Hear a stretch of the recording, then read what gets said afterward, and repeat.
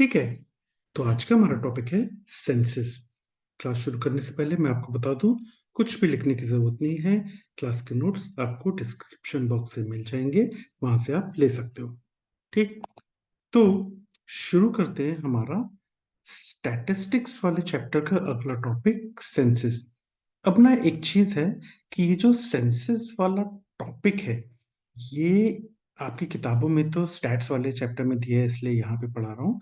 लेकिन ये सेंसस वाला जो टॉपिक है ना, ये हमारी जो आने वाली किताब है, हमारी जो बुक है, उसमें ना मैं इसको डेमोग्राफी वाले चैप्टर में डालूंगा, क्योंकि एक्चुअली में मुझे ऐसा लगता है कि ये डेमोग्राफी वाले चैप्टर में होना चाहिए। तो ये जो वीडियो है, इसको ये स्टैट्स के अलावा डेमोग्राफी वाली प्लेलिस्ट में भी डाल दूंगा, क्योंकि मुझको लगता है कि ये जो टॉपिक है सेंसस, ये डेमोग्राफी में होता तो ज्यादा अच्छा होता, क्योंकि डेमोग्राफिक कैरेक्टरिस्टिक्स वगैरह ये हम इसमें देखते हैं, तो वहां पढ़ना चाहिए एक सीक्वेंस में कि भाई आपने डेमोग्राफिक इंडिकेटर्स वगैरह पढ़े, ये सब कुछ, और वहां पे आप देखो। ठीक। तो जो हमारी किताब आने वाली है, उसमें हम जरूर ये सेंसस जो टॉपिक है, ये डेमोग्राफी में डालेंगे। तो अगर बात करें स्टैटिस्टिक्स की, तो इसके पहले हमने सेंसस के पहले बहुत सारे टॉपिक पढ़ चुके हैं। जैसे हमने बायोस्टैट्स पढ़ा था, डेटा पढ़ा था। डेटा पे हमने अलग अलग तरह के डेटा और वेरिएबल्स, डिपेंडेंट इंडिपेंडेंट वेरिएबल्स देखे थे। प्रेजेंटेशन ऑफ स्टैटिस्टिकल डेटा देखा था, जिसमें pictogram, histogram, bar chart, pie chart वगैरह देखे थे। फिर हमने मेजर ऑफ सेंट्रल टेंडेंसी देखा था, जिसमें मीन, मीडियन, मोड वगैरह देखा था। फिर मेजर ऑफ डिस्पर्शन देखा था, जिसमें standard deviation, mean deviation, range, ये सब कुछ देखा था। फिर जेड स्कोर पढ़ा था हमने। फिर हमने नॉर्मल डिस्ट्रीब्यूशन कर्व देखा था, और उसमें हमने normal distribution, skewed distribution, positively skewed, negatively skewed, ये सब देखा था। टेस्ट ऑफ स्टैटिस्टिकल सिग्निफिकेंस देखा था। इसमें हमने एक ग्रुप में, दो ग्रुप में, तीन ग्रुप में कौन कौन से टेस्ट लगाए जाते हैं, जैसे कि chi square test, T test, paired T test, and paired T test, ANOVA, ये सब कुछ हमने टेस्ट ऑफ स्टैटिस्टिकल सिग्निफिकेंस पे देखा था। Parametric test, non parametric test, ये सब देखा था। हाइपोथेसिस में हमने नल हाइपोथेसिस क्या होती है, स्टडी हाइपोथेसिस क्या होती है, ये देखा था। फिर पी वैल्यू देखी थी हमने कि भाई कितनी पी वैल्यू होनी चाहिए कि उसके कम, अगर कितनी पी वैल्यू है कि भाई आपका रिजल्ट सिग्निफिकेंस होगा, ये सब देखा था। एरर्स के बारे में हमने पढ़ा था कि भाई टाइप 1 एरर क्या होता है, टाइप 2 एरर क्या होता है। फिर थोड़ी सी जानकारी हमने कॉन्फिडेंस इंटरवल की थी। फिर काई स्क्वायर टेस्ट पढ़ा था हमने, इनफैक्ट इसका न्यूमेरिकल भी सॉल्व किया था हमने। फिर प्रोबेबिलिटी पढ़ा। फिर हमने कोरिलेशन पढ़ा था। उसके बाद हमने कोरिलेशन में हमने पॉजिटिव कोरिलेशन, नेगेटिव कोरिलेशन, ये सब कुछ देखा था। फिर रिग्रेशन देखा था, लीनियर, लॉजिस्टिक। फिर सैम्पलिंग पढ़ा था, अलग अलग तरह की सैम्पलिंग पढ़ी थी, random sampling, non random sampling. Random sampling में भी सिंपल रैंडम, स्ट्रेटिफाइड, सिस्टमैटिक, उसके बाद क्लस्टर। फिर non random sampling, non random sampling में हमने कन्वीनियंट सैम्पलिंग देखी थी, पर्पसिव सैम्पलिंग देखी थी, एरिया सैम्पलिंग बहुत सारी देखी थी। ठीक। तो ये सारे टॉपिक्स के वीडियोस आप चैनल की प्लेलिस्ट खोलोगे, उसमें स्टैटिस्टिक्स वाली प्लेलिस्ट खोलोगे, तो ये सारे टॉपिक्स के वीडियोस आपको मिल जाएंगे। ठीक। तो शुरू करते हैं हमारा आज का टॉपिक, दैट इज सेंसस। अब यार, सेंसस का मतलब क्या होता है, हम सभी को पता है। सेंसस का मतलब होता है जनगणना। जनगणना सबने सुना होगा ना कि भाई भारत की जनगणना, देश की जनगणना, सेंसस, तो वही होता है सेंसस। ठीक है।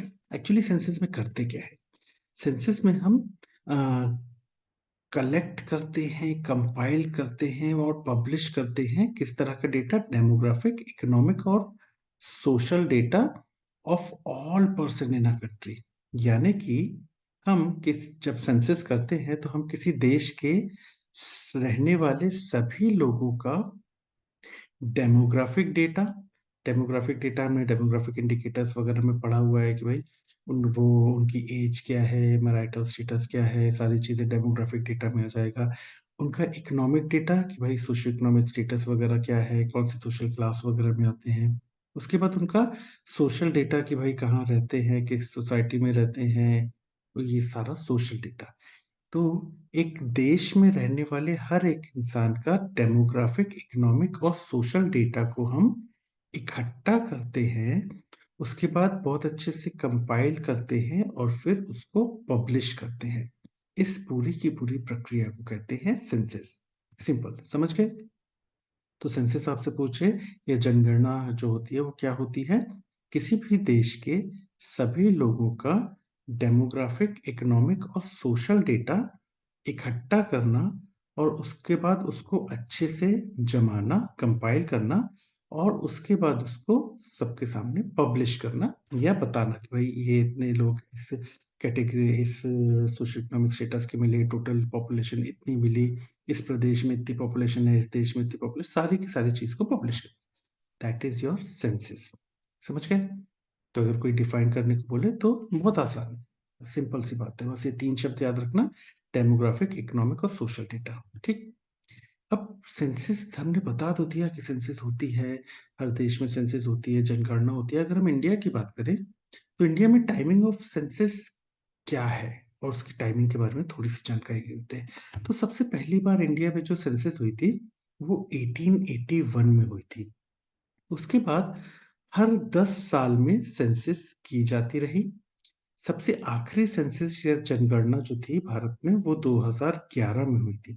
ठीक है, जैसे ये 1881 में हुई थी, फिर कब होगी 91 में होगी, फिर कब होगी उसके बाद 1891 में होगी, उसके बाद 1901 में होगी, उसके बाद 1911 में होगी, फिर 21 में होगी, ऐसे करते करते करते करते आखिरी कब हुई थी? 2011 में हुई थी। उसके बाद कब होनी थी? 2011 के बाद 2021 में होनी थी, लेकिन 2021 में क्या हो गया था? 2021 में कोविड चल रहा था, तो कोविड की वजह से 2021 की जनगणना नहीं हो पाई थी। तो अगर आपसे कोई वाई वाई पूछे कि आखिरी सेंसस कब हुई थी, तो 2011 में हुई थी, 2021 में हुई थी, लेकिन वो अभी तक नहीं हो पाई 2021 वाली।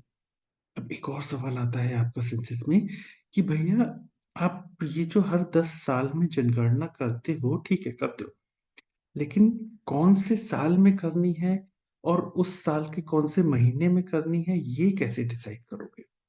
तो बहुत सिंपल है, हर 10 साल में करते हैं, यानी कि हर डेकेड में करते हैं ना, हर 10 साल में यानी डेकेड, है ना। तो हमको कब करनी है? तो जिस भी डेकेड में करनी है, फॉर एग्जांपल 2011 तक की हो गई थी, यानी 2010 से लेके 2020 के वाली जो है, ये 2011 वाली जो थी वो किसका शो करेगी भैया? वो शो करेगी 2001 से 2010 के बीच में कितने बदलाव आए। ऐसे 2010 से 2020 के बीच की जो है वो कब होनी थी? 2021 में होनी थी। ये 2021 कैसे डिसाइड किया? तो वही है कि जो भी डेकेड के में आपको जनगणना करनी है, जैसे कि आप कौन से डेकेड में जनगणना करनी थी? 2020 वाले, मतलब 2020 के आगे वाले डेकेड में करनी थी ना। तो 2020 से 2030 के बीच में कब करोगे आप जनगणना? तो उस डेकेड के पहले साल में, है ना। फिर से समझाता हूँ, देखो हमने हर 10 साल में जनगणना करते हैं, ठीक है। तो फॉर एग्जांपल 2000 से लेके 2000 से लेके 2010 के बीच में, इस डेकेड के बीच में आपको जनगणना करनी थी, तो कब जनगणना करनी है? तो इस डेकेड के पहले साल में, फर्स्ट ईयर में आपको जनगणना करनी थी।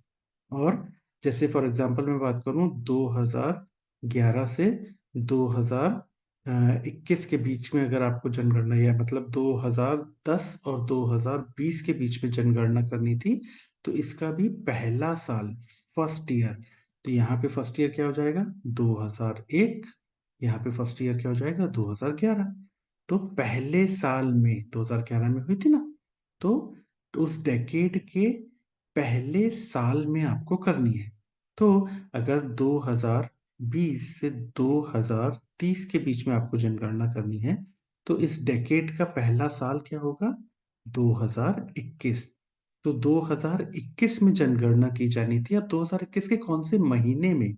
तो उसके फर्स्ट क्वार्टर में। फर्स्ट क्वार्टर का मतलब क्या होता है भाई? अगर साल को आप 4 भागों में विभाजित करो, तो पहले क्वार्टर में कौन कौन से महीने आएंगे? जनवरी, फरवरी और मार्च। ये हो जाएगा आपका फर्स्ट क्वार्टर। तो आपको उस डेकेड के पहले साल के पहले क्वार्टर में करनी है, यानी कि अगर 2020 से 2030 के बीच की जो जनगणना होनी थी वो 2021 में की जानी थी, और उसके जनवरी, फरवरी, मार्च इन महीनों में की जानी थी। समझ गए? तो उस डेकेड के पहले साल के पहले क्वार्टर के एंड में की जाती है। तो पहले क्वार्टर के एंड में यानी क्या हो गया, जनवरी, फरवरी, मार्च, यानी मार्च के एंड तक आपको ये जनगणना करनी होती है। ऐसा क्यों किया जाता है? क्यों आपने फर्स्ट क्वार्टर का, end of the first quarter क्यों डिसाइड किया? क्योंकि इस टाइम पे ना ज्यादातर लोग अपने घरों में ही रहते हैं। ठीक है, ज्यादातर लोग अपने घरों में ही रहते हैं इस टाइम पे। भाई अब इस टाइम पे अगर हम बात करें, मार्च के आसपास की बात करें, तो मार्च के आसपास में सारे स्कूल्स में ज्यादातर एग्जाम्स हो रहे होते हैं, कॉलेजेस में ज्यादातर एग्जाम्स हो रहे होते हैं। ऑफिस की बात करें तो फाइनेंशियल ईयर का एंड चल रहा होता है, तो सब लोग घर पे रहते हैं, काम कर रहे होते हैं। छुट्टियां पे इस समय नहीं गए हुए होते हैं, गर्मी की छुट्टियां इसके बाद शुरू होती हैं। तो ज्यादातर लोग आपको इस समय मिलते हैं। ठंडी में छुट्टियों पे चले जाते हैं लोग। तो और इसके बाद ज्यादा गर्मियां शुरू हो जाती हैं, तो फिर छुट्टियों में चले जाते हैं। तो ये समय सबसे अच्छा होता है कि जब लोग अपने घर पे आपको मिल जाएंगे, और घर घर जाके ही तो जनगणना की जाती है। समझ गए? तो ये टाइमिंग बहुत इंपॉर्टेंट है। उसके बाद आता है लीगल बेसिस क्या होता है। तो सेंसेक्स एक्ट 1940 एक्ट इसका लीगल बेसिस प्रोवाइड करता है। उसके बाद सुप्रीम ऑफिसर कौन है सेंसस का? तो सेंसस कमिश्नर ऑफ इंडिया जो हैं, वो सुप्रीम ऑफिसर हैं सेंसस के। ठीक है, तो ये थोड़ी सी जानकारी आपको सेंसस में। टाइमिंग याद रखना, टाइमिंग पे बहुत सवाल पूछे जाते हैं। ठीक, उसके बाद आता है डेटा। आपको जो डेटा मिल रहा है सेंसस से या जनगणना से, उसका क्या उपयोग करोगे आप? तो देखो, ये जो डेटा हमको मिलता है ना सेंसस से, ये पूरा का पूरा एक फ्रेम प्रोवाइड करता है जिससे हम प्लानिंग और रिसर्च कर सकें in the field of medicine and social science. यार हमको सोशल डेटा, डेमोग्राफिक डेटा है, सोशल और इकोनॉमिक डेटा वगैरह मिल रहा था।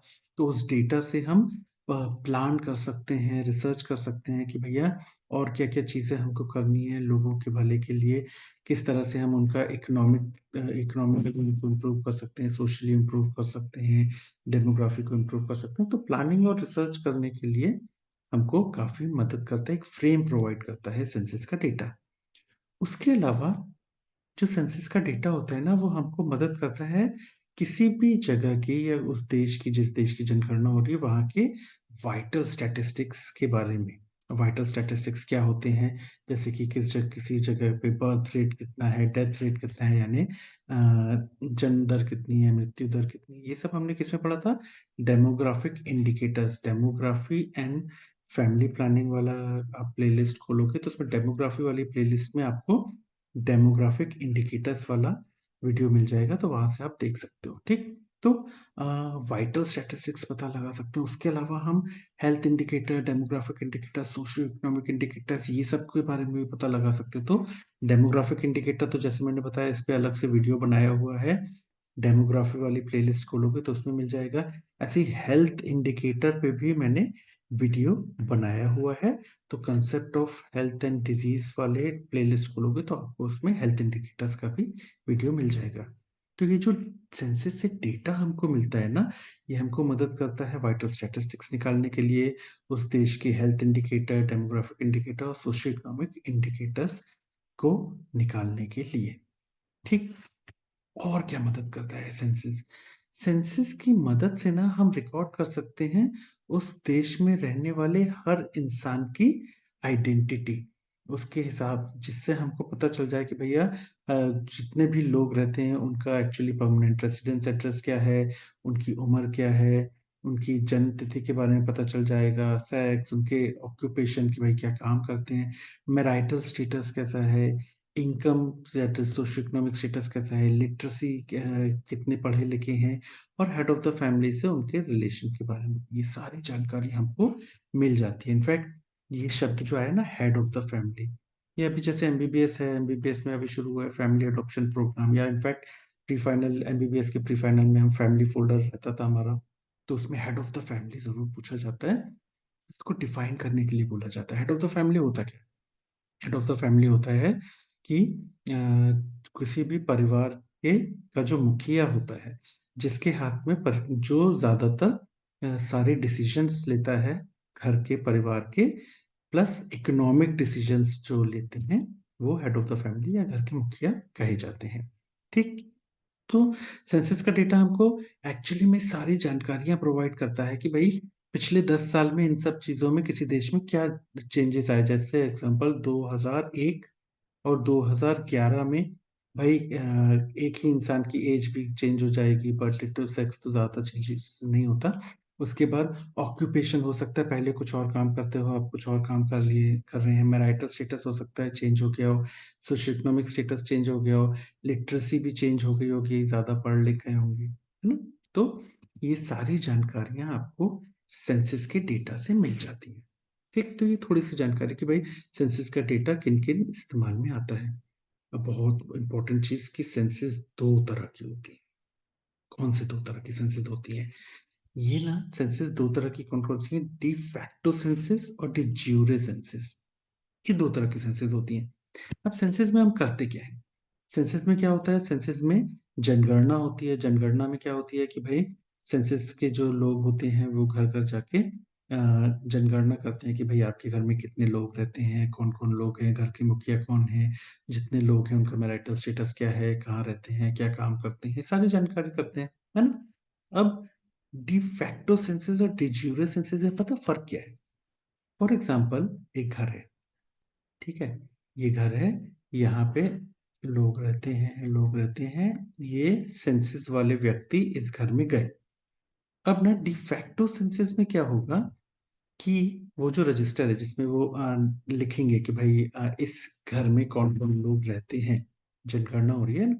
तो एक्चुअली में जिस वक्त ये गए उस वक्त जो जो लोग प्रेजेंट थे उस जगह पे, वो लोग उस जगह के अंदर आ जाएंगे कि भैया फॉर एग्जाम्पल ये हाउस नंबर 1 जो है, यहाँ पे मान लो ये दो लोग मिले, तो बस ये कहेंगे कि भैया यहाँ पे ये दो लोग रहते हैं। Actual population present on the census area on the census day. समझ गए? तो जिस दिन ये सेंसस वाले लोग उस घर में गए, उस घर में जितने लोग उस वक्त मिले, दैट इज एक्चुअल पॉपुलेशन जो थी उस समय, उसको जनगणना में गिना जाएगा। खत्म बात। ठीक है, फॉर एग्जाम्पल ये बोले कि हमारा एक लड़का है, वो तो पढ़ने के लिए कॉलेज में गया हुआ है, और हमारा एक लड़का है जो कि वर्क करता है दूसरे शहर में, ये दोनों नहीं गिने जाएंगे डिफैक्टो सेंसस में। क्यों? क्योंकि डिफैक्टो सेंसस क्या होता है कि उस वक्त एक्चुअल पॉपुलेशन जो प्रेजेंट थी उन्हीं को गिना जाएगा उस हाउस होल्ड में। इसलिए इसको, और it is also known as present in areas enumerated population, की भैया उस वक्त जाके इन्यूमरेट जितने लोग किए वही लोग गिने जाएंगे उस हाउस होल्ड में, या उस वक्त उस एरिया में जितने लोग प्रेजेंट थे उतने ही लोग गिने जाएंगे। ऐसी डिज्यूरे सेंसस क्या होता है? डिज्यूरे सेंसस होता है कि पर्सन की एक्चुअल पर्सन की यूजुअल प्लेस ऑफ रेसिडेंस जो है ना, टाइम ऑफ इन्यूमरेशन में वही गिनी जाएगी। फिर से वही कि भाई ये जो सेंसस ऑफिसर हैं ये घर पे गए, ठीक है, ये घर पे गए, यहाँ पे दो ही लोग थे। इन्होंने कहा हमारा जो एक बेटा है वो कॉलेज की पढ़ाई करने के लिए एक शहर गया है, दूसरा बेटा जो है वो वर्क करने के लिए दूसरे शहर गया है।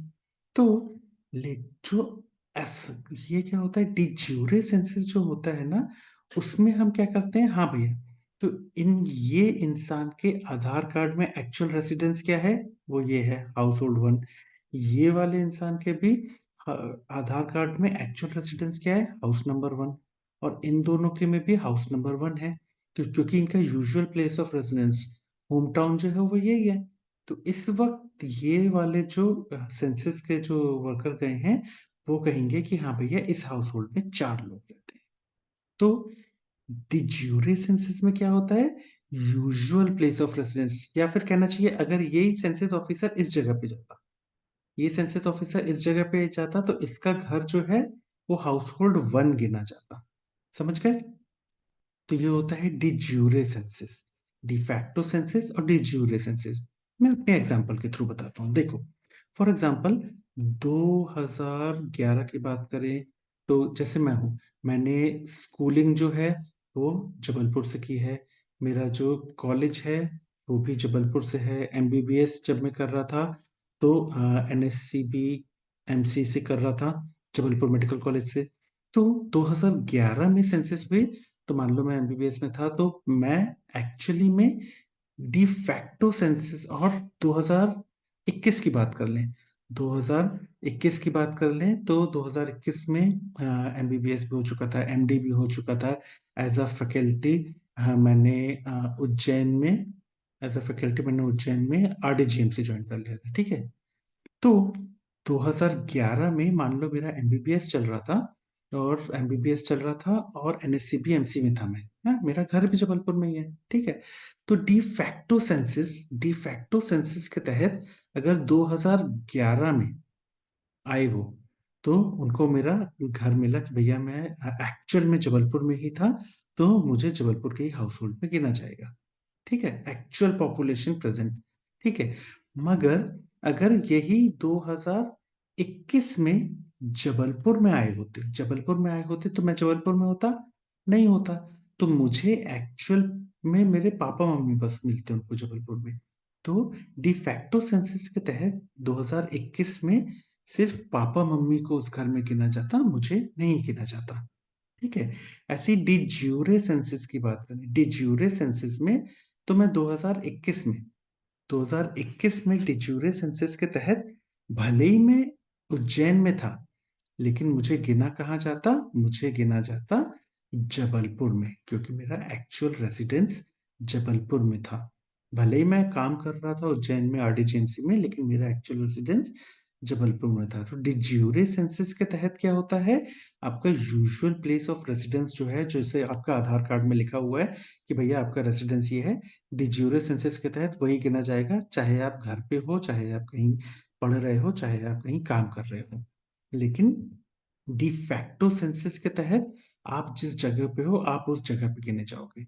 जैसे डिफैक्टो सेंसस के तहत 2021 में अगर वो उज्जैन आते, तो बोलते कि आपको हम उज्जैन के इस घर में गिनेंगे, ना कि जबलपुर में। जबकि डिज्यूरे सेंसस के तहत मुझे वो जबलपुर में गिनते, क्योंकि आधार कार्ड में जबलपुर डाला हुआ रेसिडेंस। समझ गए? तो डिफैक्टो सेंसस कि जब सेंसस वाले आए तो एक्चुअली में उस घर में जितने लोग प्रेजेंट है वही गिने जाएंगे, कोई बाहर गया हुआ है तो उनको नहीं गिना जाएगा उस वक्त जो लोग हैं। डिज्यूरे सेंसस उस घर में जितने हाउस होल्ड है आधार कार्ड में जिन जिन के उस घर पे लिखे हुए हैं सबको उस घर में गिना जाएगा। समझ गए? दैट इज डिफैक्टो सेंसस और डिज्यूरे सेंसस। अब इसको याद कैसे करेंगे कि डिफैक्टो सेंसस में क्या आता है और डिज्यूरे सेंसस में क्या आता है। तो इसमें शब्द क्या है, शब्द है फैक्टो और ज्यूरे। तो अगर फैक्टो को देखो तो उसमें देखो ए सी टी आ रहा है, ए सी टी फॉर एक्चुअल। तो जब सेंसस के समय एक्चुअली में जो लोग प्रेजेंट होते हैं बस उन्हीं को गिनेंगे, दैट इज डिफैक्टो। तो फैक्टो में ही एक्ट आ रहा है, तो एक्ट से एक्चुअल में जो प्रेजेंट है। ऐसे डी ज्यूरे की बात करें तो ज्यूरे में देखो आर ई आ रहा है, तो आर ई से रेसिडेंस। तो जो परमानेंट रेसिडेंस है, जो रेसिडेंस एड्रेस है, उसके हिसाब से देखिए कि भाई आधार कार्ड में आपका रेसिडेंस ये डला हुआ है, तो आपका यूजुअल प्लेस ऑफ रेसिडेंस जो है वही आपको सेंसस में वहीं पे गिना जाएगा। तो इसीलिए इसको रेसिडेंट पॉपुलेशन कहते हैं। तो डिफैक्टो सेंसस और डिज्यूरे सेंसस को ऐसे याद कर सकते हैं, ठीक। इसके बाद एक बहुत इंपॉर्टेंट चीज आती है सैंपलिंग, कि भैया सेंसस में सैंपलिंग कैसे करते हैं, वाइवा में पूछ लिया जाता है। एक बात बताओ, सेंसस आपने सैंपलिंग पढ़ी है तो सेंसस में कौन सी सैंपलिंग करता है। अब यार देखो, हमने पिछले वीडियो में देखा भी था कि सैंपलिंग क्या होती है, तो सैंपलिंग पे हमने अलग से वीडियो बनाया हुआ है। आप चैनल की प्लेलिस्ट खोलोगे, उसमें स्टैट्स वाली प्लेलिस्ट खोलोगे तो सैंपलिंग का अलग से वीडियो मिल जाएगा। तो सैंपलिंग होती क्या है, पूरी की पूरी पॉपुलेशन से हम कुछ लोगों को उठाते हैं और उस पे फिर स्टडी करते हैं और बोलते हैं कि हाँ भैया ये इस पे जो रिजल्ट आया ये पूरी की पूरी पॉपुलेशन को डिनोट करता है।